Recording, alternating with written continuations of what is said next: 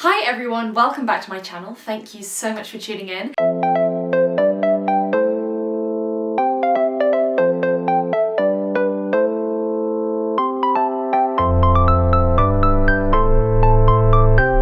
Today, I'm coming to you not live, you know what I mean, from my spare room sofa bed because it is cold today. It's absolutely freezing cold and I'm wearing a million layers and I felt like my cold wooden chair at my desk was not sufficient to keep warm. So I am here on the sofa, all wrapped up in a million different layers, and today's vlog is pretty informal. I asked you guys to ask me some questions, and so I'm gonna do a little Q&A. Hopefully this will also give anyone new to my channel a way of kind of getting to know me and what I'm about and all that kind of stuff as well. And then hopefully you can hit the subscribe button and the thumbs up button if you enjoy this vlog. Okay, so these questions are a mixture of running and non-running related questions, so I apologize if you're just here for running, but I do other things as well, so I am gonna answer them all. Hopefully you will learn something new. So I'm reading them out of my book, so I apologize if I'm just sort of reading whilst I'm talking to you guys. Favorite distance to run. So this is actually quite a difficult one. I would say previously it's been sort of the shorter the better, 5 kilometers maybe. Recently, really long runs have sort of started being a lot more appealing, especially when I'm properly trained up for them. But I'd probably say somewhere around 8 to 12 kilometers is my favorite.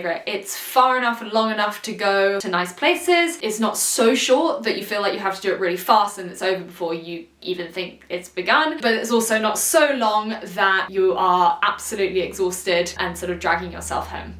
So I don't really know. I think I'm not so much a fan of like particular distances. I'm more a fan of particular places to run and particular events and the people that I run with and all that kind of stuff. Where is your jewellery from? This necklace was an anniversary gift from my boyfriend, so I don't know where it is from. This one here is from Astrid and Miyu. These star earrings are from Meme, London, and then the second one here I think is Astrid and Miyu or Seol and Gold, that second sleeper or huggy or whatever you call it. I'm glad you like them, or I hope you like them. How do you deal with not progressing in running? This is a really good question, and I think it's something that anyone as a runner has potentially struggled with before. First of all, I don't think it's necessary to always progress, and if you've watched my other vlogs then you may already know my opinions on this. Basically it's impossible to keep getting better all the time unless you are an Olympic athlete and reaching the peak of your fitness career. But most of us aren't that, so for the most part, it's impossible to continue improving all the time, and I think it is foolish as well to try to get that even. Professional athletes have off seasons and they will lose fitness during that time, but then they can build on that rest and increase fitness to the next peak in the next season. So I would say mentally, how do I deal with it? I realize that it's not possible to maintain fitness the whole time, and I just try to find other things other than reaching goals to enjoy about running. So I don't just run to hit PBs. If I did, I probably would have given up a long time ago. I actually run because I really enjoy it, and because it makes me happy, and because I like the exercise and I like getting outdoors. So for the times, like literally at the moment, that I'm definitely not getting fitter and I feel like runs are so much harder than they were just sort of 4 months ago, I try to think of the other things that I really enjoy about running and find more things that I love about it than just progressing. Is it normal for running to feel hard one day and then super easy the next day on the same route, and vice versa? Yes, this is so normal. I mean, we don't expect, we're human beings, we're not robots. We don't expect to always be in a good mood or to always, be really productive at work or to always do anything. We have our peaks and we have our troughs, and some days you'll be really down and some days you'll be really happy, and some days it's the same with running. Some days you'll be finding everything super easy, and then the next day or 2 days later you'll try and go on the same run and you literally can't even pick your feet up off the pavement. I think we've all probably experienced this, but I do think that those runs are the runs that really improve our running. They might feel crap, but if you can push through that quite horrible feeling, then chances are that next time when you're feeling much better, that run will be twice as good because you've managed to do that run when you're feeling really crap. So when you're feeling good, it will be so much easier. And it's the same with running when you're tired or running on tired legs or whatever it is. Doing the harder runs makes the other runs so much easier, and it's definitely worth it. But don't beat yourself up if you think you suddenly lost loads of fitness between Monday and Wednesday.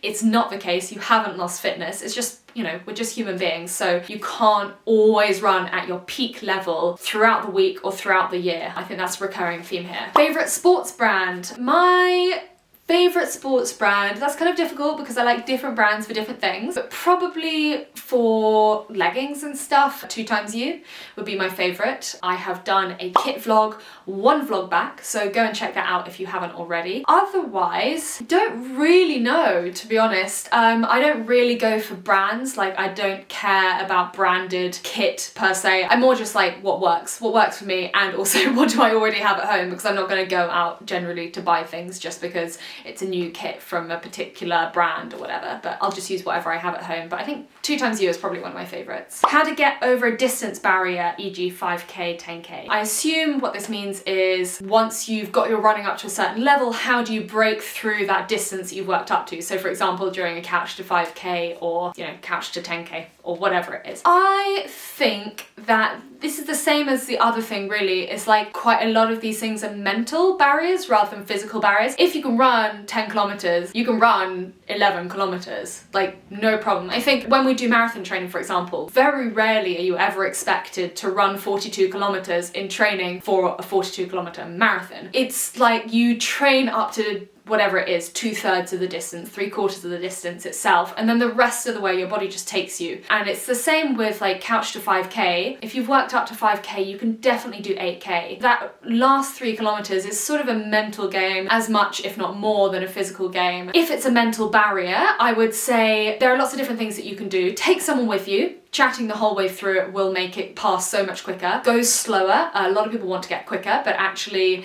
in order to go further, we often have to go slower, and this is a lesson it took me so long to learn. In fact, I'm still learning it. If I want to go on a really long run, I probably shouldn't start at my 5k pace if I want to do 25 kilometers. So go slower. If you can run 5 kilometers at X pace per kilometer, slow that pace right down, and you can probably go twice as far. But, you know, don't push it, build up to it. You'll get there in no time. I mean, our bodies are amazing things. We were hunter-gatherers in the past. Like, it's not impossible for the vast majority of people to run 10 kilometers. I truly believe that the majority of people could even run a marathon with training. I don't think it's that difficult. It just requires consistency, the mental discipline, and actually really wanting it. What did you study at university? I studied biology at university here in Bristol. One of the reasons we're back in Bristol, in fact, is because I went to university here and met my boyfriend here. He studied, not that you asked, but he studied paleontology. I focused on conservation biology and marine biology, and within that did a little bit on sustainability, kind of hence my interest in sustainability and conservation and nature and all that kind of stuff. But I did lots of different things as well within the degree. It's quite a broad degree. So we did things on plants, we did things on genetics, mRNA, all of that kind of quite complex molecular biology, but my favourite stuff was really the conservation and ecology side of things. Proudest running moment. This is a really difficult one, and it's something that I was actually asked I think 3 times by 3 different people. It's difficult because my proudest running moment is probably in training rather than any particular race. I think it might be whilst training for Tokyo Marathon. For anyone who doesn't know, I did Tokyo Marathon in March, very early March 2019, 3rd of March I think it was. I only started training at the beginning of that year, so that's kind of like starting training for a marathon in January and doing the marathon on 3rd of March. But prior to that, I hadn't actually done that much running. I also have recurring IT band syndrome, so I very nearly said no to the race itself because I didn't want to put myself in a position where I would fail. But then I thought, actually, you know what? It's only failure if you say no, or if you never try in the first place. So I was like, well, I'll give it a go, and I got the opportunity of having a coach for the first time in my life as well. And so I said yes to it, and my proudest moment would probably be finishing my final 2 long runs for the race itself. Up to that point, my IT band hadn't had any problems, and I was doing longer and longer runs each weekend. So, you know, starting at 16 kilometers, my longest run in prep for the race was 26k. So that's what I mean, you know, you don't necessarily go up to the full distance when training for a marathon. That cut it short a little bit because of my IT band syndrome that flared up, but I was so proud to have finished those runs because I'd never done any sort of really long distance running before. So it was something totally different for me. I never believed I could do it. I certainly did not believe that I would be able to run the whole thing. I kind of thought that maybe if I hobbled and walked a little bit, it, then maybe I'd get to the end. But actually, you know, I was running these distances and getting to the end of it and thinking, oh my God, I just did that. That was me, my body, I just did that. So it wasn't really a race. I am very proud when I finish a race, but I'm more proud with the consistency of hardcore training. Road marathon training, I think, is the most hardcore of training, especially as it's not, road running is not my favourite thing in the world. So completing that was a very proud moment for me. How do you plan your routes? Oh my God, it's snowing. Ha, that's fun. Ugh, that's gonna make it fun for running. Well, this is a good question, and one again that I get asked quite a lot. Hang on, tea break. So I tend not to plan my routes entirely, but when I'm in a new place, like I am kind of at the moment, I will plan somewhere where I want to go and then try and memorize the kind of rough route to get there, and then just try my best to get there, and then have a little gander around that area and then come back, and I'm kind of like a homing pigeon. I find it quite easy to find my way back home so long as I know where home is. But if I want to plan very specific routes, I tend to look either at Strava routes, which you have to have the paid version of Strava to get, but I think they are actually quite good, or you can go onto Mapometer, which is another run mapper, and you can kind of plan a particular route for somewhere where you want to go. It will tell you how far that is and the elevation and all that kind of stuff. So I kind of use a mixture of those two different things. But generally I just think I want to go to this park, find my way to it, have a little bit of a wander around, and then run back. Sometimes I will just try and get lost. So I'll say I want to go over there and then literally just not look at my phone at all. But maybe don't do that if you don't know kind of where you are. I don't mind getting lost, but certainly if you're by yourself, then maybe it's not such a good idea. Easy, cheap ways to be more environmentally friendly. This is a great question, and I'm glad someone is interested in the sustainability stuff that I do, for sure. I've actually done a vlog on this before. I think it's called 5 Ways to Save the World or something. I'm just going to quickly run through the things off the top of my head that I can think of. Firstly, it's an all-encompassing thing. Often the cheapest things are the most environmentally friendly things. The richest people in the planet are the biggest polluters, and I think the richest 1% of the planet produce twice as much carbon dioxide as the bottom 50%. I'm going to have to check that stat. That might not be right, but it's basically the people who spend the most money or who have the most money tend to be far more polluting than the people who don't. So I think it's quite easy in terms of trying to be environmentally friendly on the cheap, because it's not about buying from sustainable brands, it's not about buying, you know, cool new gadgets. It's kind of just about buying less and doing less and just being more conscious. But having said that, a couple of things. First of all, switch to a green energy provider. We have Bulb here, and as a little plug, they do give you £50 off if you sign up using my code, and then you can get other people to sign up, and then you get £50 off each time you refer someone to Bulb. So I really like them. I've actually done a blog post on green energy providers. I think it is UK based only, but wherever you're based there will be green energy providers probably. I would recommend switching. They're no more expensive than your everyday energy for the most part. In fact, they might even be cheaper, especially as we get more and more focus on wind power here in the UK and solar elsewhere. Obviously not here, since like I haven't seen the sun in about a week. But yes, that's like such a simple way of doing it. Once you've done it, it takes 2 minutes to switch over. Once you've done it, it's done. You're suddenly using renewable power rather than coal-based power or non-renewable resources. The second one is to switch to an ethical bank, and you might not think about what your money is doing when it's sitting in your bank. Your money is being invested by whichever bank you put it in, and that means that it might be being invested in things that aren't necessarily aligned with your values. For example, arms dealership, tobacco industry, fossil fuels, loads of different things. There have been ties with, you know, drug rings as well. So if you want to know how your money is being invested, then change your bank to an ethical bank. There are loads of different ones. Again, I have a blog post on this with some suggestions, again UK based, but there will be ethical banks globally probably. So yeah, I would really recommend doing that. It's another thing that once it's done, you don't have to think about it, and it's free. So it's kind of a no-brainer if you can just do it on a weekend when you have nothing better to do. The next one is education. Education is something that you can do at home. Just watch vlogs, read a lot about environmentalism. There are so many things you can do that cost no money at all that can make such a big difference to the way that you act and you behave, and therefore that can be, you know, spread to your friends as well in terms of being more eco-friendly. So I would really recommend trying to educate yourself and learn more about, you know, how the way that you live affects the environment. And on that note, things like buying less overall, but especially in terms of fashion, buying only things when you need them, and that same same goes for running clothes as well, and also eating less meat, you know, is a classic. There are loads of things that you can do. Just do a bit of research. My blog has a lot of information about sustainability, quick plug, if you're interested and want it to be sort of broken down into bite-sized chunks. Are you getting a dog? Yes. What breed? No breed. No particular breed. I used to want various different breeds of dog, and most of them just aren't really very convenient. Like, I used to want a husky. I would love a husky, but not very convenient in a townhouse when I'm not going to be outdoors all day. And in terms of like the hair shedding, just a total nightmare. We will be rescuing whenever we get a dog. It will be a rescue, probably a mongrel of some variety. They're far healthier anyway. Something that I can run with, something that is active like me, but that can also chill at home like me on a day like today. Do you still work with a coach? And if not, how do you plan your training? This is a good question. I do not currently work with a coach. I tend to only work with a coach when I'm training for a particular race. Having said that, I haven't actually done that many races in my life, so I haven't done that much training specifically for races. But currently I plan my training through getting out the door and deciding halfway around my run what I want to do. This isn't necessarily what I'd suggest if you're trying to like become really good or to improve your distance or your paces or anything like that. This is just what I am doing at the moment because I'm just here to have fun at the moment. But I'm very excited to get some races in 2021, hopefully, fingers crossed. And for those I will be training with a coach, I hope. My previous coach was called Chevy Ruff. I've done a couple of vlogs with him if you're interested in hearing what he has to say, and I'll probably work with him a little bit in the future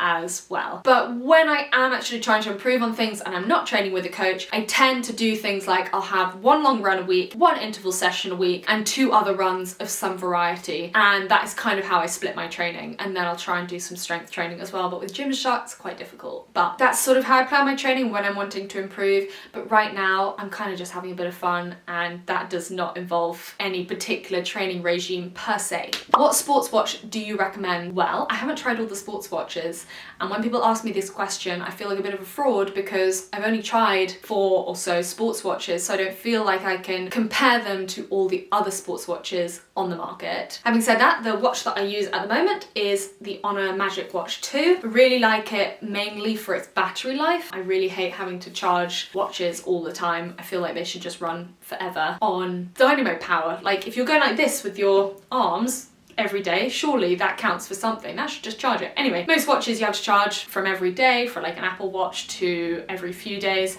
This one I charge it maybe once a week maximum, and it lasts forever. But if you're a runner, you probably want to check out Garmin. They're kind of best for running, or Sunto, also very good for running. I've had both of those in the past and I really like them both.